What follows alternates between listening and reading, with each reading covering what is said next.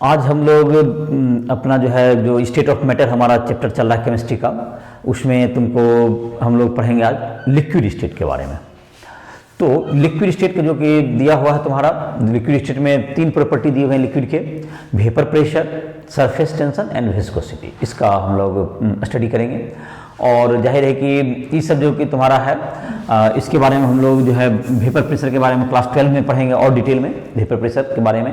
दूसरा तुमको surface tension और जहाँ तक विस्कोसिटी है वो क्लास 11 फिजिक्स में पढ़ाई होती है, जब हम लोग प्रॉपर्टीज ऑफ फ्लूइड पढ़ते हैं उसमें। तो आज हम लोग इसमें लिक्विड स्टेट में जो हमारा दिया हुआ है बुक में, उसको हम लोग स्टार्ट करते हैं। तो लिक्विड स्टेट जहाँ तक है, तुमको गैस स्टेट और लिक्विड स्टेट, तुमको गैस स्टेट के बारे में पढ़ाई किया। लिक्विड स्टेट, जब गैस पर हम लोग क्या करते हैं, तो गैस पर जब हम लोग फोर्स लगाते हैं तो वो लिक्विफिकेशन करता है। गैस पे हम लोग प्रेशर लगाते हैं। Gas liquefies when pressure is exerted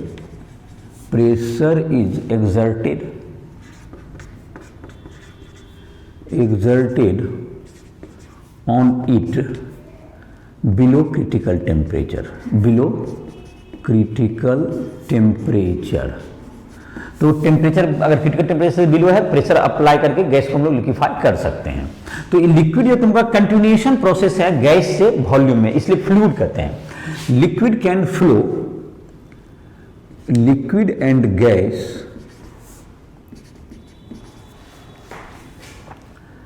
gas can flow,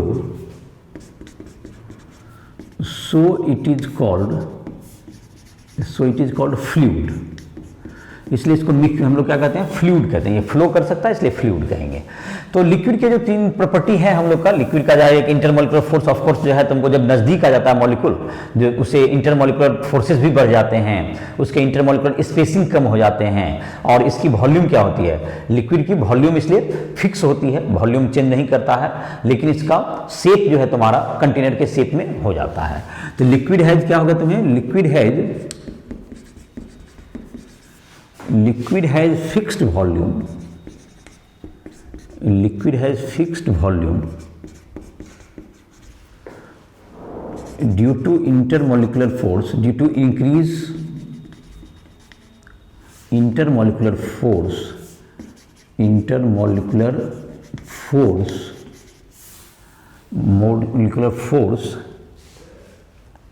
the molecules come closer,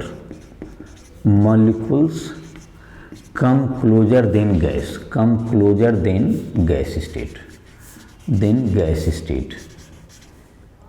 gas state, it has no fixed shape, shape इसका जो जिस कंटेनर में रखेंगे उस कंटेनर का शेप ये लिक्विड ओवे कर लेता है। तो ये तुम्हारा लिक्विड स्टेट के बारे में कुछ कॉमन जानकारी हो गई। अब हम लोग टॉपिक स्टार्ट करते हैं वेपर प्रेशर। तो वेपर प्रेशर क्या है, लिक्विड को जब हम लोग रखते हैं किसी वेसल में, किसी क्लोज कंटेनर में रखेंगे, तो लिक्विड पहले वेपराइज होगा। उसको अगर क्लोज कर दिए तो एक ऐसा समय आएगा जब दोनों के बीच में इक्विलिब्रियम स्टेबल। इक्विलिब्रियम का मतलब ये हो गया कि जब लिख लेते हैं यहीं पर, liquid kept in closed container evaporates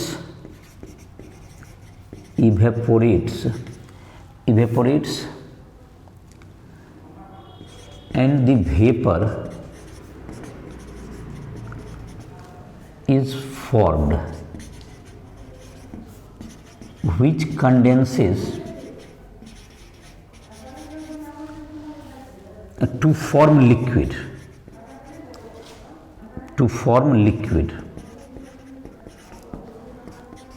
The equilibrium of evaporation and condensation takes place.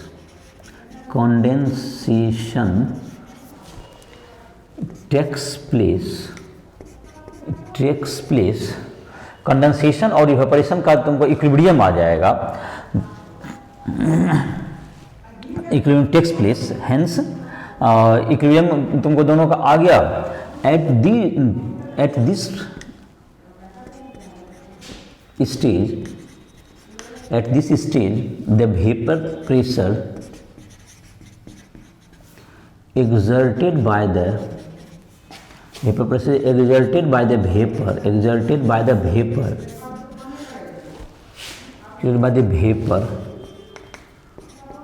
over liquid is called saturated vapor pressure at a particular temperature। तो कुछ ये बात हुई कि जैसे कि जब हम लोग किसी लिक्विड को एक क्लोज कंटेनर में रखे तो जाहिर है लिक्विड इवेपोरेट करेगा तो वेपर बनेगा ज़्यादा भी, और जो वेपर उसमें जो क्लोज हो गए वह वेपर भी धीरे धीरे कंडेंस होने लगता है उसी टेम्परेचर पर। तो ये दोनों प्रोसेस चलना शुरू होता है, that is evaporation as well as condensation. Evaporation means हुआ liquid form to vapour and vapour condenses to liquid. जब कुछ देर के बाद जब वेपर का जैसे से पहले जो है स्टार्टिंग में कौन प्रोसेस ज्यादा रहेगा, इवेपोरेशन ज्यादा होगा क्योंकि वेपर कम है अमाउंट में, लेकिन धीरे धीरे जैसे जैसे वेपर का अमाउंट क्या हो जाएगा कंटेनर बढ़ता जाएगा तो वेपर प्रेशर भी क्या होता जाएगा, बढ़ता जाएगा। लेकिन एक समय ऐसा आएगा जबकि इक्विलिब्रियम रीच कर जाएगा, मतलब कि कंडेंसेशन और इवेपोरेशन दोनों के रेट सेम हो जाएंगे, उसके बाद तुमको और ज्यादा वेपर का अमाउंट नहीं बढ़ेगा। तो इस समय जो वेपर जो कि प्रेशर एक्सर्ट कर रहा है वेसल के सरफेस पे, वेसल पे, वह that is called vapour pressure of the liquid at that temperature. और जाहिर है कि टेम्परेचर बढ़ेगा तो जाहिर है इवेपोरेशन बढ़ेगा तो उसका इक्विलिब्रियम रीच करने में ज्यादा समय लगेगा और वेपर प्रेशर भी क्या हो जाता है, बढ़ जाता है। इसका तो वेपर प्रेशर टेम्परेचर पर भी डिपेंड करता है। और एक टर्म होता है तो बॉइलिंग के बारे में देख लेते हैं। The pressure, the external pressure कह सकते हो, द एक्सटर्नल या atmospheric pressure, the temperature at which the saturated vapor pressure of liquid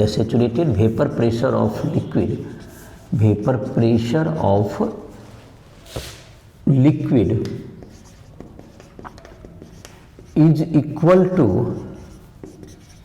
atmospheric pressure। फिर जिस एटमॉस्फेयर में रखा हुआ atmospheric pressure, the liquid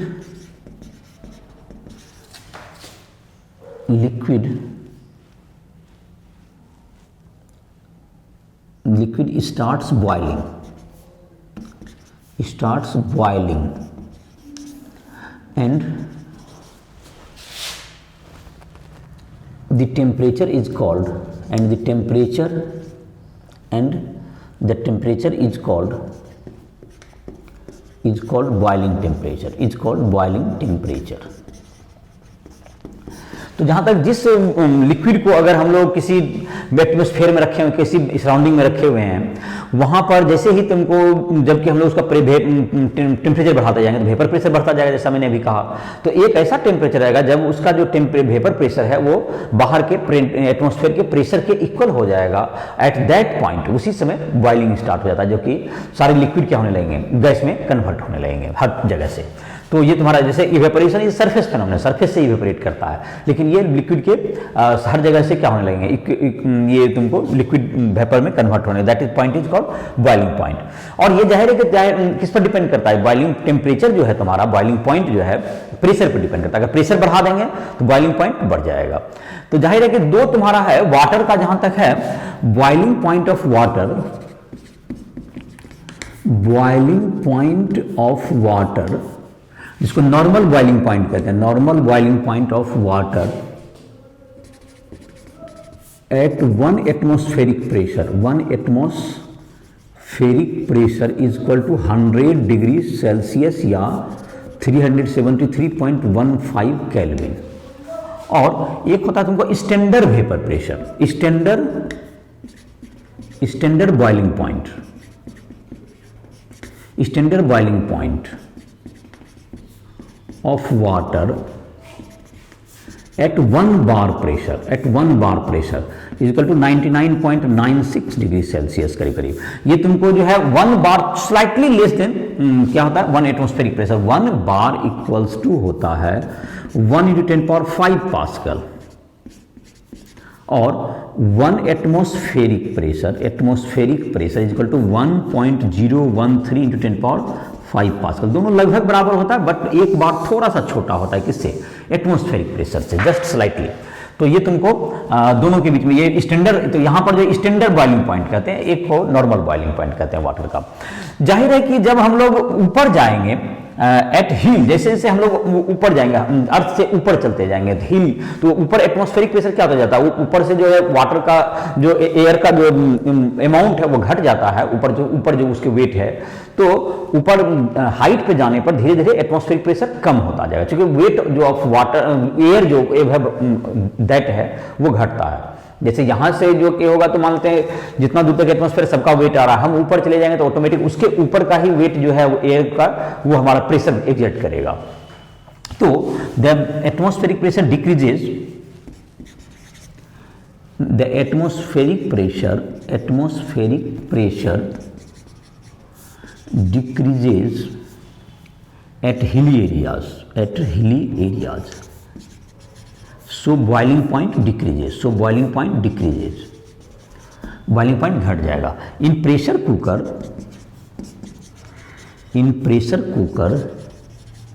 boiling point increases, और इसीलिए खाना जल्दी पक जाता है। तो बॉइलिंग पॉइंट क्या होता है, जैसे कि अंदर में क्या हुआ, प्रेशर कुकर के अंदर जब देखेंगे तो प्रेशर कुकर में जैसे लिक्विड, पहले तो जो एटमॉस्फेरिक प्रेशर के बराबर ही प्रेशर था वहां, तो वह जो लिक्विड है जो कि वाटर है तुम्हारा क्या हुआ, वेपर बनना शुरू हुआ, और वेपर बना तो वो वेपर बाहर नहीं जा सका, तो जो एटमॉस्फेयर का प्रेशर है वो बढ़ गया, वहां पर वेपर का प्रेशर का ऐड हो गया उसमें। तो एक ऐसा लिमिट आ गया कि जब फिर लिक्विड जो दूसरा लिक्विड जो वाटर को बॉयल करना, उसको अब ज्यादा टेम्परेचर पे बॉयल होगा, 100 डिग्री पे नहीं होगा, 105 पे हो जाएगा, 106 पे हो जाएगा।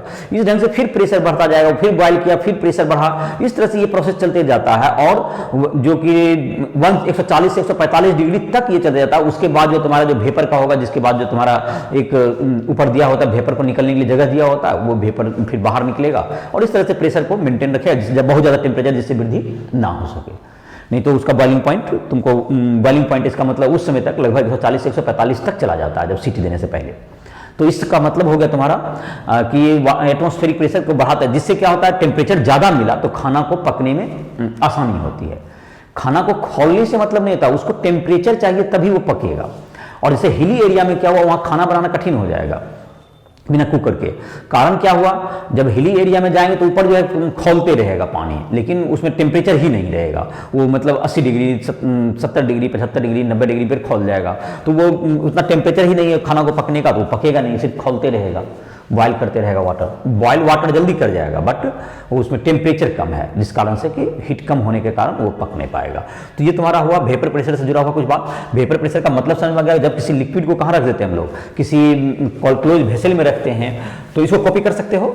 और बाकी तुमको राइस ट्यूटोरियल ऐप को पर जाकर के तुम कोई भी जिसमें जो भी चीज़ है तुमको जो भी फिजिक्स केमिस्ट्री मैथ्स किसी भी चीज़ के पढ़ना चाहोगे, जो कि जेईई मेंस एडवांस या नीट इन सबों की तैयारी के लिए, तुम राइस ट्यूटोरियल ऐप के माध्यम से हमसे संपर्क कर सकते हो। कहीं किसी कंसेप्ट को समझने में दिक्कत हो, जो तुम्हारा क्वेश्चन है वो भी बनाओगे। इसका जो गैसेस स्टेट के बहुत से क्वेश्चन दिए हुए हैं तो एक्सरसाइज में, एनसीईआरटी बुक में भी हैं, और अन्य तुमको राइस ट्यूटोरियल ऐप पर भी जाकर के तुम क्वेश्चन वगैरह बना सकते हो।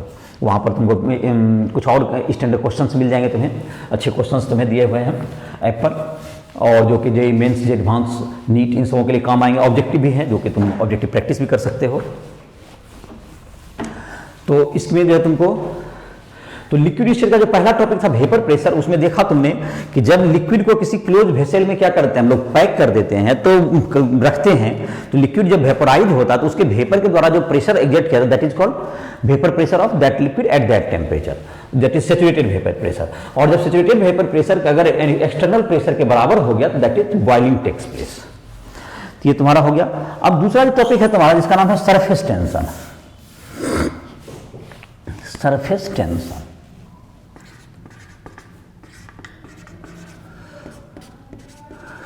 Surface tension. तो जैसे कि जो लिक्विड है at surface, liquid at the surface experiences a force due to intermolecular attraction experiences। जैसे कि इस बात को समझने के लिए जरा एक डायग्राम देखें, बनाते हैं। जैसे कि मान लेते हैं एक जो कि वाटर है या तुम्हारा जो कि बीच में पानी है, जैसे कि पानी यहाँ रखा हुआ है। चलो इसको फिर से बनाते हैं जरा। एक वेसल में मान लेते हैं कि वाटर है, तुमको पहले पिक्चर दिखाते हैं तो कुछ तुमको माइंड में आएगा क्या बोलना चाह रहे हैं। अब एक बर्तन में पानी रखा हुआ है, तो दो वाटर जो कि बिलो द सरफेस हैं, जो सरफेस पे नहीं है, उसकी स्थिति और जो सरफेस पर वाटर है, दोनों की स्थिति में फर्क होता है। देखो जैसे कि सरफेस पर जो ये बीच का जो वाटर है, इसमें क्या है, इसका क्या होगा, इसमें जो हर तरह से वाटर पर क्या लगाएंगे, सब दूसरे जो मॉलिक्यूल्स हैं ये फोर्स लगाएंगे, ये इधर खींचेगा, ये इधर खींचेगा, ये इधर खींचेगा, इधर खींचेगा, तो सब तरफ से अगर ये खींच रहा है तो सब इंटरमोलिकुलर फोर्स क्या हो गया, इसमें जीरो हो गया, कि जो सब हर तरफ से जब फोर्स आया तो इसमें बीच में जीरो हो गया। लेकिन जब ये जो वाटर मॉलिक्यूल है जो कि सरफेस पर है, इस पर क्या होगा, इस पर तो सिर्फ नीचे वाला ही ये खींच रहा है, तो इस पर तो नेट फोर्स लग गई सरफेस पर, ये सरफेस पर जो रहेगा। ऊपर तो मान लेते हैं कुछ नहीं है, एटमॉस्फेयर अगर हवा का है भी तो वो जो कि एडहेशन फोर्स लगाएगा, जो कि इधर इसको कहते हैं, जब सेम मॉलिक्यूल के बीच में जो फोर्स लगता है that is called cohesive force, और जो अदर मॉलिक्यूल से अगर कुछ फोर्स लगाता है तो it is called adhesive force. तो जाहिर है कि यहां पर जो है एडहेसिव फोर्स तो हो सकता है एयर वगैरह का हो, लेकिन वो एयर के जो मॉलिक्यूल काफी तुम्हारे रेयर होते हैं, तो उसका जो इंटरमॉलिक्यूलर फोर्स अगर होगा भी तो बहुत कम होगा। और अगर ऊपर नहीं कुछ माने तो उस स्थिति में क्या माने, इसका ऊपर फोर्स हो ही नहीं होगा। अगर लेकिन जो भी स्थिति हो तो इसका एक रिजल्टेंट फोर्स क्या हो, दोनों ही स्थिति में एक रिजल्टेंट फोर्स नीचे की ओर वर्क करेगा। तो ये जो तुमको है, जो सरफेस पर जो मॉलिक्यूल होते हैं वो एक नेट फोर्स एक्सपीरियंस करते हैं। This force per unit length में जो कि है, जो कि तुम्हारा परपेंडिकुलर टू द सरफेस जो होगा वो कहलाता है, perpendicular to the surface is called surface tension force. तो ये जो तुम्हारा है, या जैसा ये पिक्चर से दिख रहा होगा, तो बीच के मॉलिक्यूल में ऐसा कोई फोर्स नहीं है, तो जो सरफेस पर जो मॉलिक्यूल है उसमें फोर्स एक्सर्ट करता है। तो the surface force, the force per unit length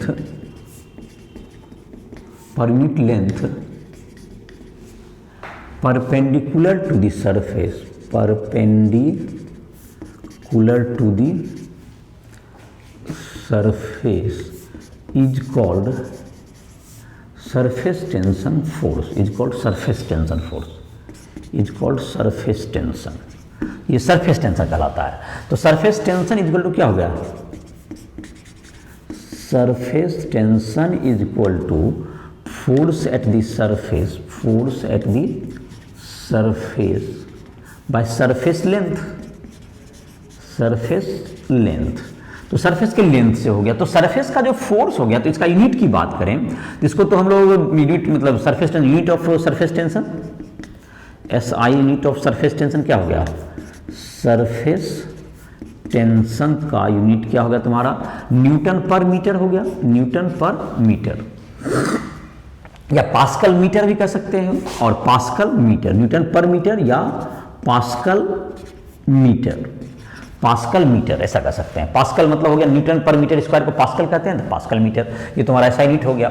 और जाहिर है कि जिसका इंटरमॉलिक्यूलर फोर्स ज्यादा स्ट्रांग होगा उसके सरफेस टेंशन भी क्या होंगे, जाहिर है ज्यादा होगा, क्योंकि ये तो इंटरमॉलिक्यूलर फोर्स से जुड़ा हुआ है। The surface tension is more the liquid in which intermolecular force is higher, intermolecular force is stronger, has large surface tension। Surface tension ज़्यादा होगा। वाटर में भी हाइड्रोजन बॉन्डिंग पाया जाता है तो उसमें भी सरफेस टेंशन का वैल्यू सफिशिएंट रहता है। मरकरी वगैरह तो बहुत अधिक हो जाएगा, मरकरी सबसे ज़्यादा डेंस लिक्विड है जिसकी कि ज़्यादा तुम्हारी डेंसिटी भी होती है, काफ़ी सरफेस टेंशन भी उसका हाई होगा।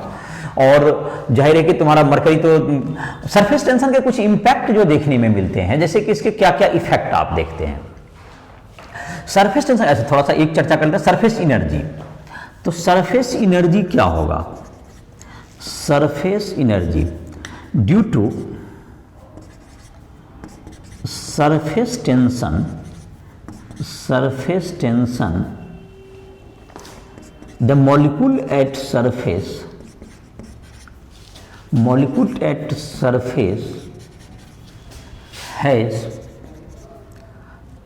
has more energy than bulk. It is called surface energy.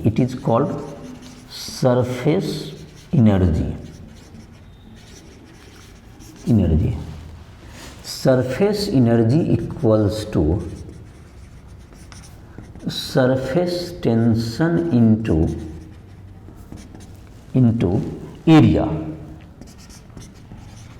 Area, मतलब जितना एरिया में राइज करेंगे, एरिया जितना ज़्यादा रहेगा सरफेस एनर्जी उतना अधिक होता है। सरफेस एरिया मतलब सरफेस का एरिया मीन्स सरफेस एरिया।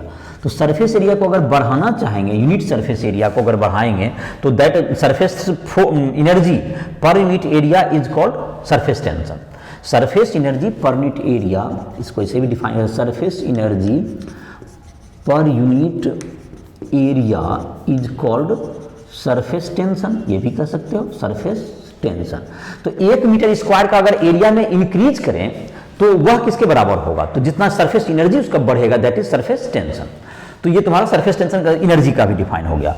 तो एक बात तो इतना तय है कि जो कि नेचुरल लॉ है, कोई भी मॉलिक्यूल हो, कोई भी सब्सटेंस हो, अपने लोएस्ट एनर्जी स्टेट में रहना चाहता है। तो इस बात को अगर यहां इंप्लीमेंट करें तो क्या चाहेगा कि कोई भी मॉलिक्यूल तो सरफेस पर रहना ही नहीं चाहेगा। अगर lowest molecular state energy state में तो सब चाहेगा कि सबसे ज्यादा एनर्जी, यहां फोर्स कम है तो सरफेस एनर्जी कम हो जाएगा, सरफेस एनर्जी ही नहीं होगा तो सरफेस पर कोई रहना ही नहीं चाहेगा।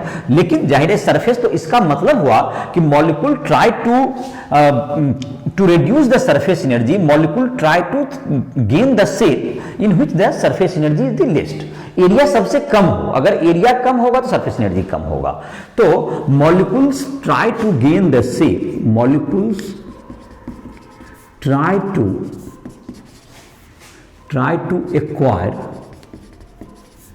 acquire a shape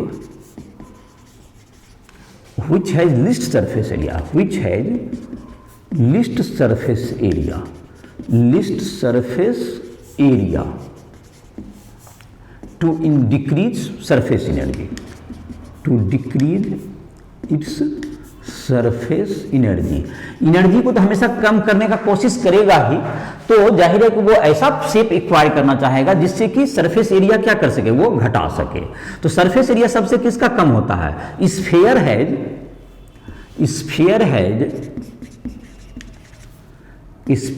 list surface area for given volume. अगर वॉल्यूम तुमको समान मात्रा में जैसे वाटर रखना है या तुमको कोई भी चीज रखोगे तो जाहिर है कि स्फीयर का वॉल्यूम सबसे कम होगा।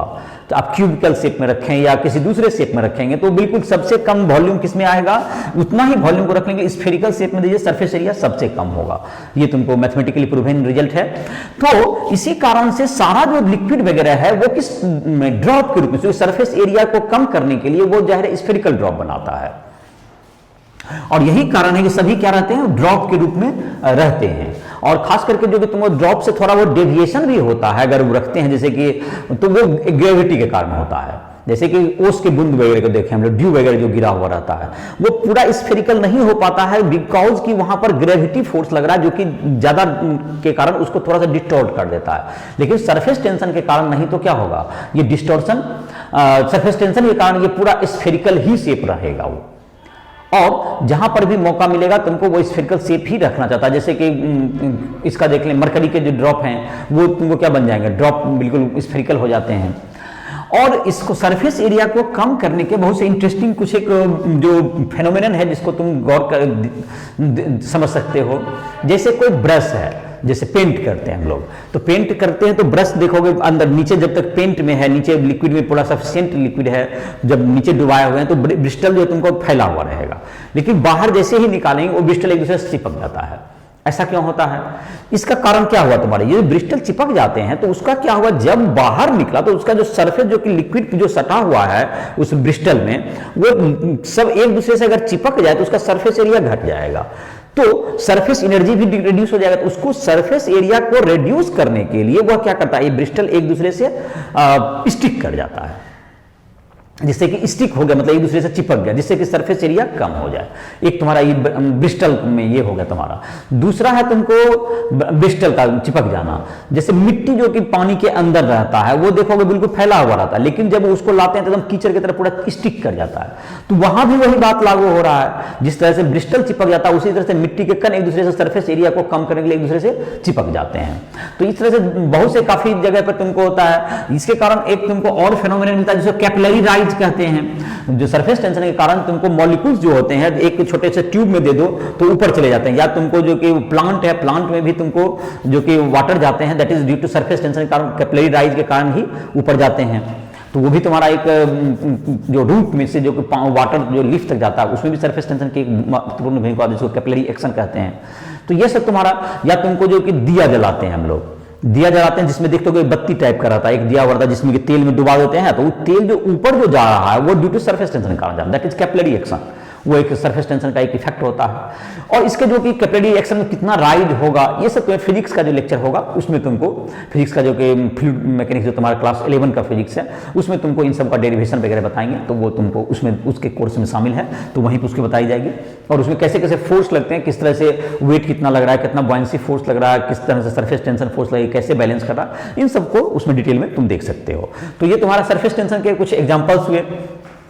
सरफेस टेंशन फोर्स का, जैसे सरफेस टेंशन के फोर्स का मैंने कहा कि तुमको कुछ एग्जांपल्स मैंने कहा। दूसरा एक जैसे कि कुछ सब रीजन पूछे जा सकते हैं जो मैं डील कर रहा हूं, उसको नोट कर भी कर सकते हो अपने ढंग से, अपने नोटबुक में नोट कर लो। जैसे दूसरा होता है तुमको ग्लास को जब चिकना बनाता है ग्लास के सरफेस को, तो उसको थोड़ा सा हीट कर देते हैं। हीट कर देंगे तो क्या होगा, हीट करने के बाद जब वह फिर उसे मेल्ट जब हो जाएगा तो वो लिक्विड शेप बन जाएगा। लिक्विड मतलब कि वो स्फेरिकल टाइप का शेप हो जाएगा। जब लिक्विड होता है तो वो स्फेरिकल शेप ले लेगा, और जब हार्डन होगा तो वो स्फेरिकल शेप हो जाएगा, तो स्मूथ हो जाएगा वो। तो अगर ग्लास को भी, ग्लास के सरफेस को मतलब किनारा को अगर चिकना बनाना, थोड़ा सा हीट कर दीजिए, उससे क्या होगा कि वह जो तुमको उसका जो शेप हो जाएगा, क्या हो जाएगा तुम्हारा वो स्फेरिकल टाइप का शेप होने लगेगा लिक्विड बनने के बाद, और जब वो हार्ड होगा तो वह उसमें चिकनापन आ जाएगा। तो इस प्रकार से क्या कर सकते हैं, उसको हार्डन कर हम लोग मतलब उसको क्या कर सकते हैं हम लोग, स्मूथ कर सकते हैं। तो ये सब तुमको सरफेस टेंशन के कुछ एग्जांपल्स हैं जो कि तुमको तुम्हारे बुक में जो भी दिए हुए थे वो मैंने चर्चा किया, और जिसका तुम जाहिर है कि कोई क्वेश्चन अगर आए तो उससे रिलेटेड तो इससे तुम बना सकते हो।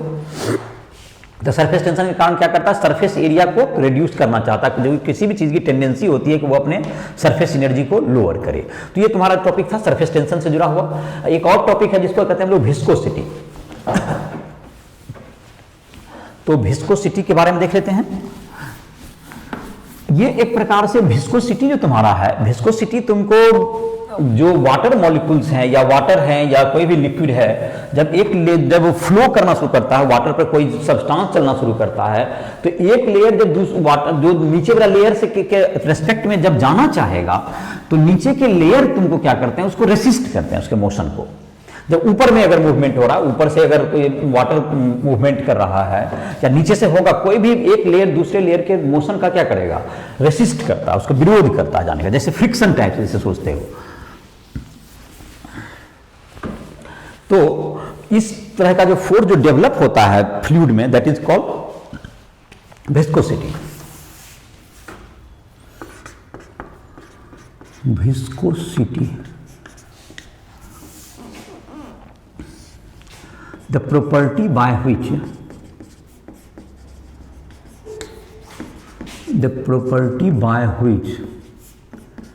the liquid oppose the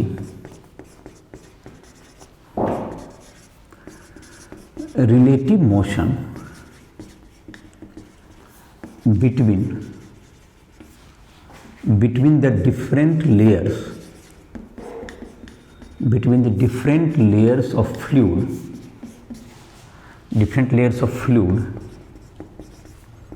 is called viscosity।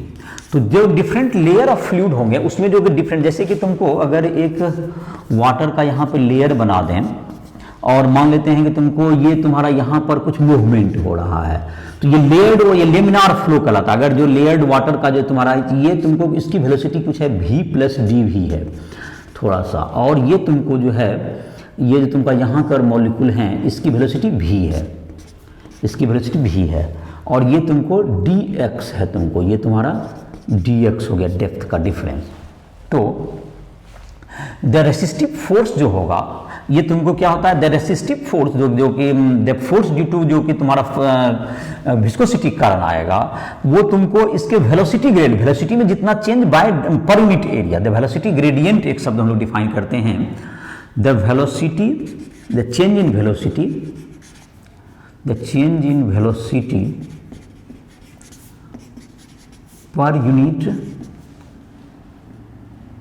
पर यूनिट डेप्थ या length, per unit length is called velocity gradient, that is यहाँ पर minus d v by d x कर सकते हैं। डी वी वॉल्यूम चेंज है बाय डी एक्स, ये तुम्हारा वेलोसिटी है। द रेसिस्टिव फोर्स जो होगा, the force due to viscosity, the viscous force is directly proportional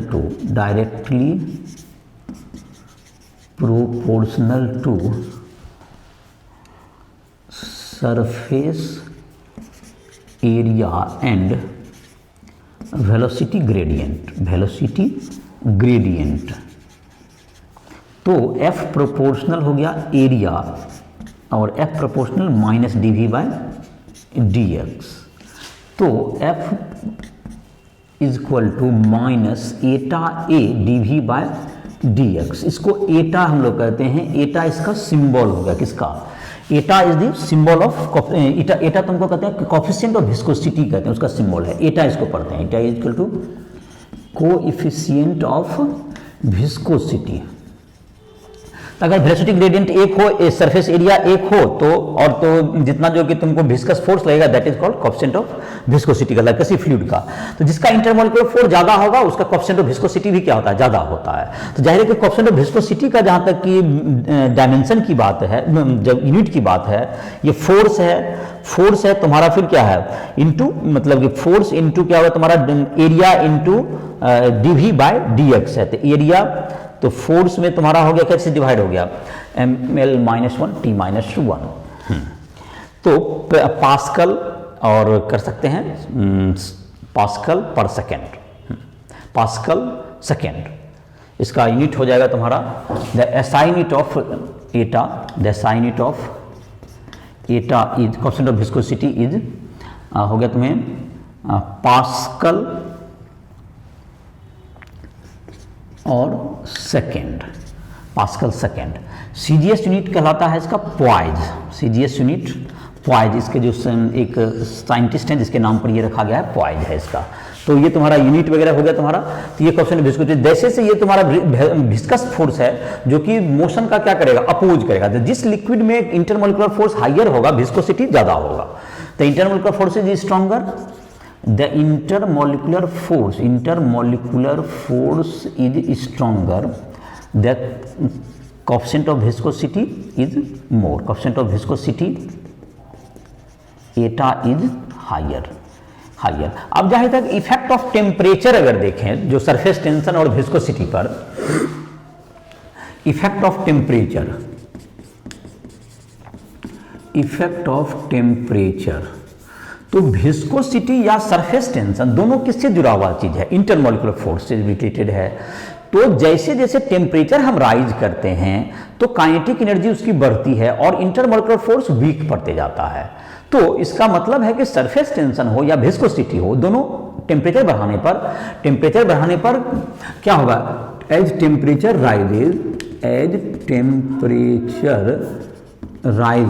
the intermolecular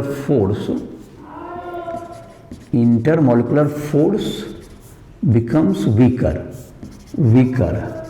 hence surface tension and viscosity decreases। तो इंक्रीज टेम्परेचर पर ये क्या होगा, ये डिक्रीज करेगा। तो ये तुमको इफेक्ट तुमको सरफेस टेंशन हो या विस्कोसिटी हो, टेम्परेचर बढ़ने पर क्या होगा, इंटरमोलिकुलर फोर्स वीक पड़ेगा। और ये दोनों जो है इंटरमोलिकुलर फोर्स से रिलेटेड फोर्सेस हैं, सरफेस टेंशन और विस्कोसिटी। एक सरफेस फेनोमेनन है और एक तुमको अंदर का फेनोमेनन है जो कि रेसिस्टेंस एक जस्ट लाइक फ्रिक्शन का अपोज करेगा। और ये तुमको जो इस टाइप में जिसमें लेयर्ड स्ट्रक्चर होता है, अलग अलग लेयर की अलग अलग जो तुम्हारा होगी, जो अलग अलग लेयर की वेलोसिटी अलग अलग हो, इस तरह के फ्लो को हम लोग लेमिनार फ्लो कहते हैं। और ये लेमिनार फ्लो हो गया। और एक तुमको टर्बुलेंट फ्लो होता है। अगर लेमिनार फ्लो जिसमें एक सीमा के बाद एक सफिशिएंट जो तुम्हारा ये सब जो रेनॉल्ड नंबर वगैरह डिफाइन कर जो कि तुम्हें फिजिक्स में बताया जाएगा, उससे ज़्यादा हो जाता है अगर उसका वैल्यू वेलोसिटी, तो वो क्या हो जाता है, लेमिनार फ्लो खत्म हो जाता है, तो वो फिर अलग हो जाते हैं उसका वैल्यू। तो ये तुम्हारा लेमिनार फ्लो में ये तुम्हारा जो रेसिस्टिव विस्कोसिटी फोर्स होगा, तो वो तुमको किसके होंगे, एरिया के प्रोपोर्शनल और वेलोसिटी ग्रेडियंट के प्रोपोर्शनल होते हैं। और यहाँ पर जो तुम्हारा वेलोसिटी ग्रेडियंट हो गया, और जहाँ तक यूनिट की बात है, ये हो गया पास्कल सेकेंड, या एक सीजीएस यूनिट हो गया तुम्हारा पास्कल, सीजीएस यूनिट हो गया पॉइज, साइंटिस्ट जो तुम्हारे हैं उसके नाम पर दिया हुआ है। और दूसरा होगा तुम्हें कि टेम्परेचर जब बढ़ाते हैं तो जाहिर है कि इंटरमोलिकुलर फोर्स डिक्रीज करता है, काइनेटिक एनर्जी उसमें इंक्रीज करता है मॉलिक्यूल का, जिससे कि उसका इंटरमोलिकुलर फोर्स वीक पड़ जाता है। और इस प्रकार क्या कर जाता है, उसका जो सरफेस टेंशन हो या विस्कोसिटी है, ये सब प्रॉपर्टी में डिक्रीज होता है। तो ये तुम्हारा टॉपिक था, जितना कि लिक्विड स्टेट से जुड़ा हुआ तुम्हारे जो कि केमिस्ट्री बुक में जितना दिया हुआ है उसकी चर्चा हुई। और बाकी तुमको इसमें जो और भी डिटेल्स चर्चा विस्कोसिटी हो या सरफेस टेंशन क्लास 11 के फिजिक्स में करेंगे, दूसरा क्लास 11 के फिजिक्स में देख सकते हो। और जहाँ तक कि वेपर प्रेशर है, क्लास 12 का जो केमिस्ट्री है उसमें तुमको जो सॉल्यूशन चैप्टर है क्लास 12 के सेकंड चैप्टर, उसमें तुमको उसकी चर्चा होगी, वेपर प्रेशर ऑफ लिक्विड, जिससे जुड़े हुए बहुत से फेनोमेनन आपको पढ़ाए जाएंगे अगले क्लास 12 में। तो इसी के साथ जो है तुमको जो भी तुम्हें प्रॉब्लम होती है कहीं भी पढ़ने में, कोई राइस ट्यूटोरियल ऐप पर आकर के हमसे संपर्क कर सकते हो। राइस ट्यूटोरियल ऐप को प्ले स्टोर से डाउनलोड करो। और जो भी पर्सनल दिक्कत है, पर्सनल भी तुमको प्रॉब्लम बनाने में दिक्कत हो रही है, किसी कंसेप्ट को समझने में दिक्कत हो रही है, कोई भी प्रॉब्लम है समझने में, तो हमसे संपर्क कर सकते हो।